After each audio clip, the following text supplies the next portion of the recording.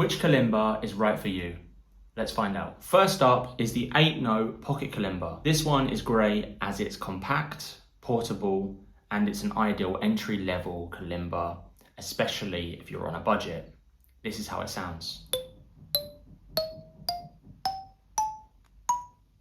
If you want something a bit louder, then the Kuta Coconut Thumb Piano might be for you. It has 7 notes and is made from coconut shell with a wooden front. It does have a sound hole for amplification, but it's more of a sound therapy instrument as opposed to a professional instrument for making music.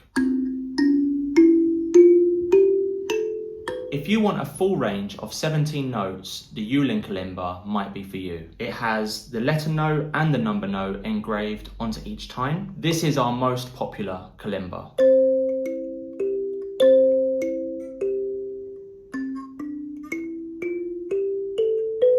This is a box type kalimba, which means that it's hollow. But if you prefer a board type kalimba, then maybe the Magadi is for you. It has the same 17 notes, but this is a professional instrument that has a premium tone and resonance.